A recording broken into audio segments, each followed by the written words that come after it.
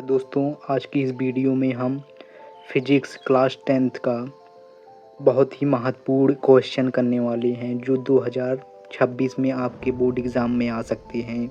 यह बहुत ही महत्वपूर्ण क्वेश्चन है, इसलिए आप इस पूरे वीडियो को ज़रूर देखना। मैं आपके लिए 50 क्वेश्चंस पूरे के पूरे लाया हूँ। आइए सभी क्वेश्चंस को देखते हैं। हमारा पहला क्वेश्चन है, निम्न में से कौन सा सही नहीं है? तो दोस्तों ऑप्शन नंबर डी प्रकाश अनुदैर्ध्य तरंग है, यह हमारा सही नहीं है।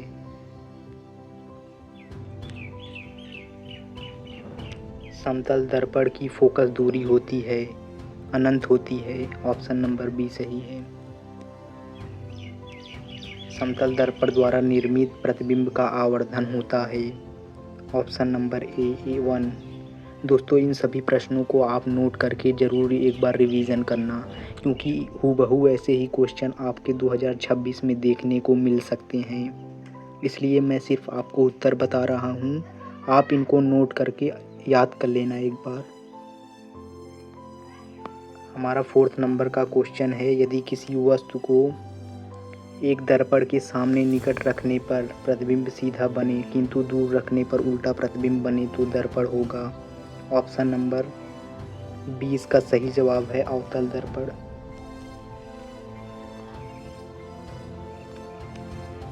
किसी अवतल दर्पण द्वारा आभासी सीधा तथा आवर्धित प्रतिबिंब बनता है। वस्तु की स्थिति होगी ध्रुव व फोकस के बीच।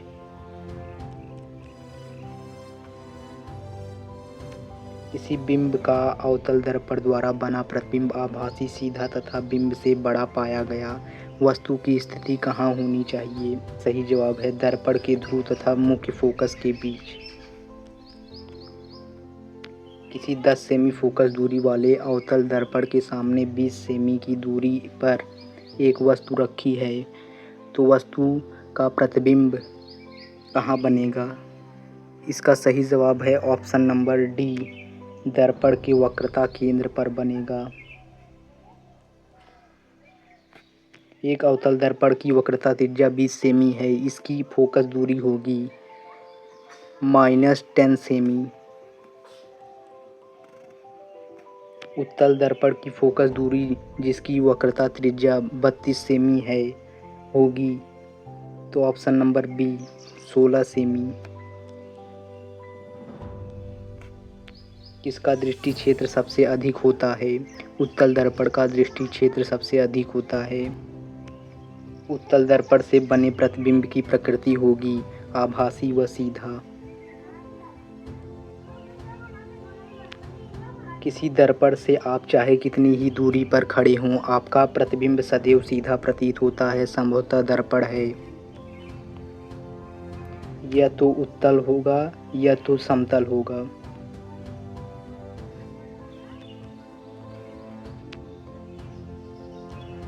एक उत्तल दर्पण की फोकस दूरी 10 सेमी, दर्पण की वक्रता त्रिज्या होगी 20 सेमी, ऑप्शन नंबर बी सही है। उत्तल लेंस द्वारा किसी वस्तु का वास्तविक उल्टा एवं बड़ा प्रतिबिंब बनाने के लिए वस्तु को रखना चाहिए लेंस से f तथा 2f के बीच, ऑप्शन नंबर सी इसका सही जवाब है। कांच का अपवर्तनांक अधिकतम होता है, ऑप्शन नंबर सी इसका सही जवाब है बैगनी रंग के लिए। एक गोली दर्पण की फोकस दूरी f, वक्रता त्रिज्या r में अभिष्ट संबंध होता है r बराबर 2f, ऑप्शन नंबर 20 का सही जवाब है।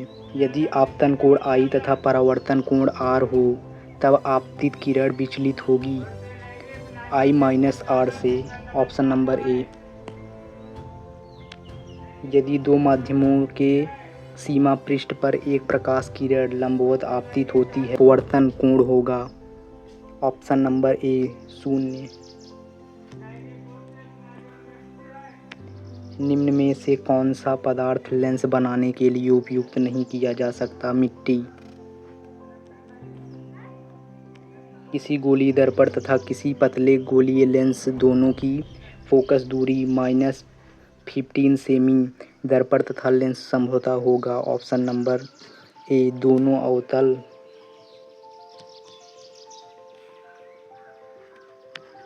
किसी शब्दकोश में पाए गए छोटे अक्षरों को पढ़ते समय आप निम्न में से कौन सा लेंस पसंद करेंगे? बी 50 सेमी फोकस दूरी का एक अवतल लेंस उपयोग करेंगे।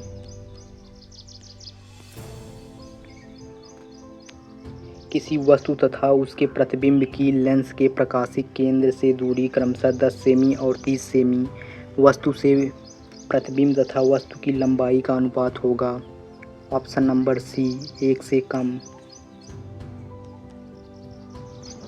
किसी बिंब का वास्तविक तथा समान साइज का प्रतिबिंब प्राप्त करने के लिए बिंब को उत्तल लेंस के सामने कहाँ रखें? फोकस दूरी की 2 गुनी दूरी पर। यदि उत्तल लेंस के सामने एक वस्तु 2f पर रखी जाए तब उसका प्रतिबिंब बनेगा 2f पर। Option number B. 1 मीटर दूरी के अवतल लेंस की क्षमता होगी 1 डायोप्टर। Option number C. 50 सेमी फोकस दूरी वाले उत्तल लेंस की क्षमता होगी 2 डायोप्टर। एक उत्तल लेंस की क्षमता 5 डायोप्टर है, इसकी फोकस दूरी होगी 20 सेमी।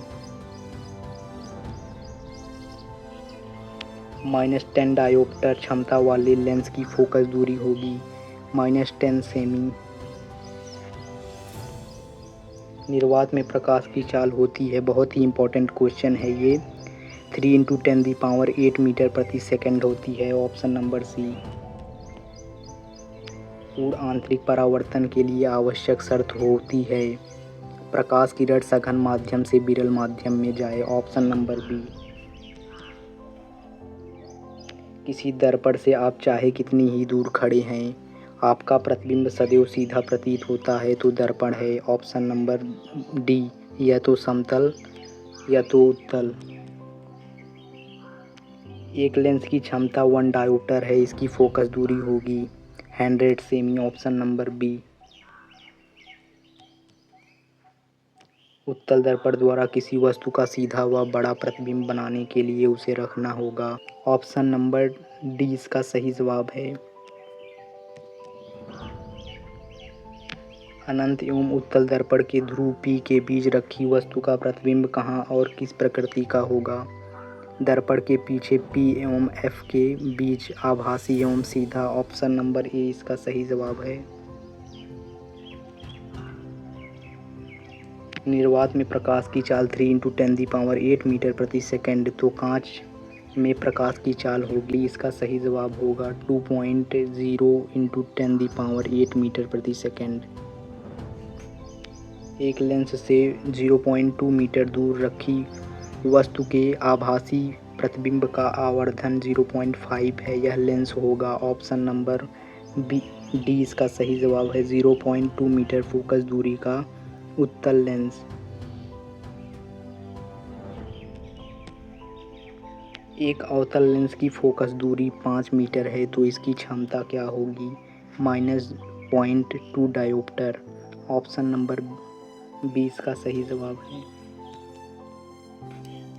किसी दर्पण के सामने किसी वस्तु को रखने पर उसका प्रतिबिंब वास्तविक उल्टा व आकार में कुछ छोटा बनेगा, तो वह दर्पण होगा, वह दर्पण अवतल दर्पण होगा, इसका सही जवाब ऑप्शन नंबर बी। मानव नेत्र अभिनेत्र लेंस की फोकस दूरी को समायोजित करके विभिन्न दूरियों पर रखी वस्तुओं को फोकसित कर सकता है। ऐसा हो पाने का कारण है समंजन क्षमता हम कहते हैं उसे। Option number B. मानव नेत्र द्वारा किसी वस्तु पर प्रतिबिंब बनता है, स्वास्थ्य नेत्र में प्रतिबिंब बनता है। आपको चाहे ऐसे पूछ देगा चाहे ऐसे, दोनों का उत्तर एक ही होगा। ऑप्शन नंबर डी रेटिना पर। स्वस्थ आँख के लिए दूर बिंदु होता है अनंत। स्वस्थ आँख के लिए स्पष्ट दृष्टि की न्यूनतम दूरी होती है तो 25 सेमी होती है। ऑप्शन नंबर ए सही है। निकट दृष्टि दोष से पीड़ित व्यक्ति का दूर बिंदु स्थित होता है। ऑप्शन नंबर डी अनंत से कम दूरी पर। दूरदृष्टि दोष के कारण प्रतिबिंब बनता है रेटिना से पीछे। ऑप्शन नंबर बी सही है। अभिनेत्र लेंस की फोकस दूरी में परिवर्तन किया जाता है पश्चिमाभि मांसपेशियों द्वारा। ऑप्शन नंबर सी इसका सही जवाब है। प्रकाश का प्रकीर्णन सबसे कम होता है लाल रंग के लिए। प्रिज्म द्वारा विचलन अधिकतम होता है बैंगनी रंग का। Option number A.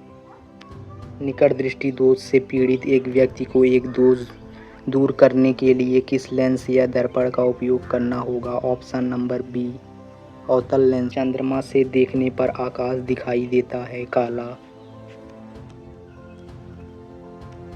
प्रकाश का वेग निम्न में से किस माध्यम में सबसे अधिक होता है। निर्वात में। ऑप्शन नंबर डी सही है। कांच का अपवर्तनांक अधिकतम होता है बैंगनी रंग के लिए। विद्युत आवेश का मात्रक है कूलाम। ऑप्शन नंबर बी सही है।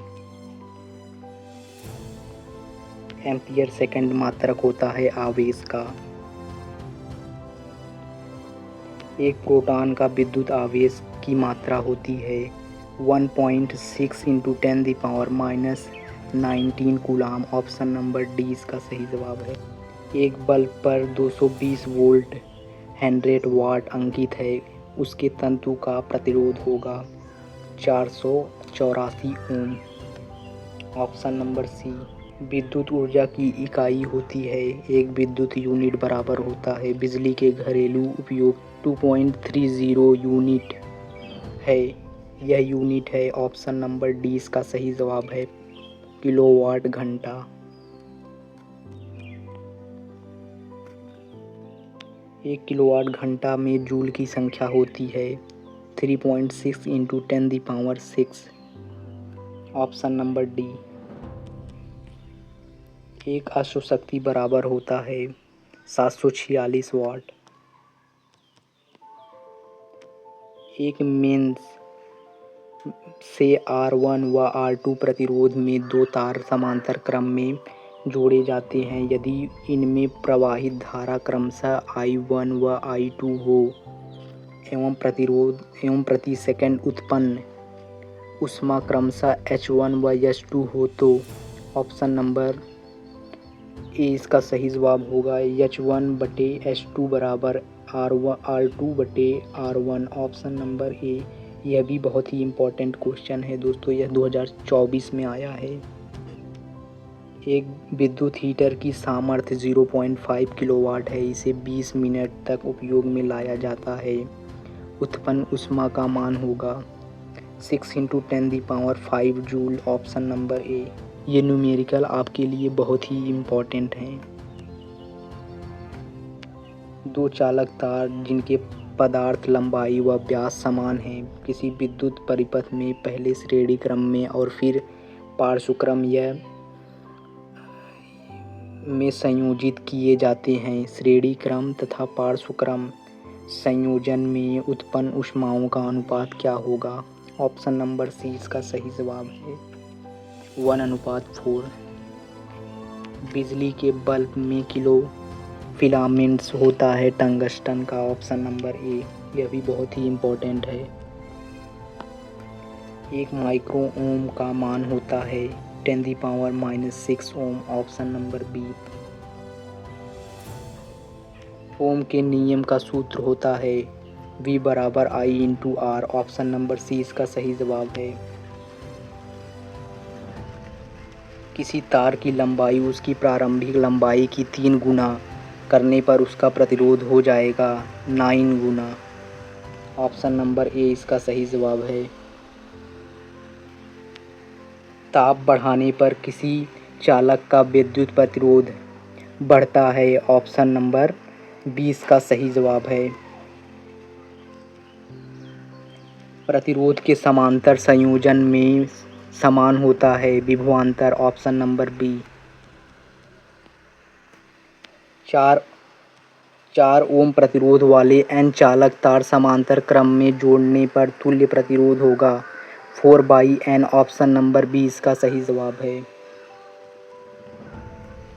प्रतिरोध R के लिए तार के टुकड़े को 5 बराबर भागों में काटा जाता है। इन टुकड़ों को फिर पार्श्वक्रम में संयोजित कर देते हैं। यदि संयोजन का तुल्य प्रतिरोध R1 व R डैश है तो R/R डैश अनुपात का मान क्या होगा? ऑप्शन नंबर 20 डी इसका सही जवाब है 25 सेमी।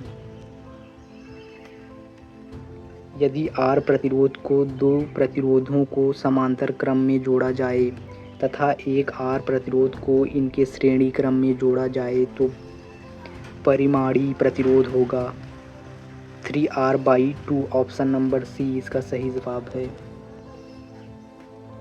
किलोवाट घंटा मात्रक है विद्युत ऊर्जा का। ऑप्शन नंबर सी इसका सही जवाब है। यदि एक विद्युत बल्ब पर 12 वोल्ट एवं 30 वाट लिखा है तो इसमें प्रवाहित होने वाली धारा होगी 2.5 एम्पीयर। ऑप्शन नंबर बी इसका सही जवाब है। विद्युत धारा का एसआई मात्रक है। किसी विद्युत परिपथ में बहने वाली धारा का मात्रक है एम्पीयर। Option number B. किसी चालक में धारा का प्रवाह होता है इलेक्ट्रॉनों द्वारा। Option number A. प्रतिरोध का मात्रक होता है ओम। ऑप्शन नंबर ए इसका सही है। किसी विद्युत धारावाही सीधी लंबी परिनालिका के भीतर चुंबकीय क्षेत्र सभी बिंदुओं पर समान होता है। ऑप्शन नंबर डी इसका सही जवाब है। एक गतिमान आवेशित कण उत्पन्न करता है। ऑप्शन नंबर सी चुंबकीय व विद्युत क्षेत्र दोनों। ओम के नियम के अनुसार विभवांतर व धारा के बीच ग्राफ होगा एक सरल रेखा। ऑप्शन नंबर ए सही है। 1.5 वोल्ट विद्युत वाहक बल के सेल का आंतरिक प्रतिरोध 3 ओम है तो सेल से प्राप्त धारा का अधिकतम मान होगा। ये ऑप्शन नंबर बी इसका सही जवाब है। हीटर का तार बना होता है नाइक्रोम का। ऑप्शन नंबर सी इसका सही जवाब है। विद्युत सामर्थ्य P का सूत्र होता है। ऑप्शन नंबर सी P बराबर VI। दो विद्युत बल्बों की सामर्थ्य क्रमशः 60 वाट तथा 100 वाट है। दोनों 220 वोल्ट पर कार्य करते हैं। इसके प्रतिरोधों का अनुपात होगा। Option number A 5/3। समान विद्युत शक्ति के तापदीप्त बल्ब एवं हीटर से किसमें अधिक प्रकाश होगा? ऑप्शन नंबर बी बल्ब में। निम्नलिखित में कौन सा पद विद्युत परिपथ में विद्युत शक्ति को निरूपित नहीं करता? IR²। ऑप्शन नंबर बी इसका सही जवाब है। निम्न प्रतिरोध में ए एवं बी बिंदुओं के बीच तुल्य प्रतिरोध होगा। ऑप्शन नंबर सी इसका सही जवाब है 1.0 ओम। विद्युत ऊर्जा की इकाई है watt second. Option number D इसका सही जवाब है। निम्नलिखित में कौन सा पद विद्युत शक्ति को सही निरूपित करता है? VI। Option number C. Dynamo उत्पन्न करता है विद्युत वाहक बल। Option number B. डायनमो परिवर्तित करता है यांत्रिक ऊर्जा को विद्युत ऊर्जा में। विद्युत मोटर परिवर्तित करता है विद्युत ऊर्जा को यांत्रिक ऊर्जा में।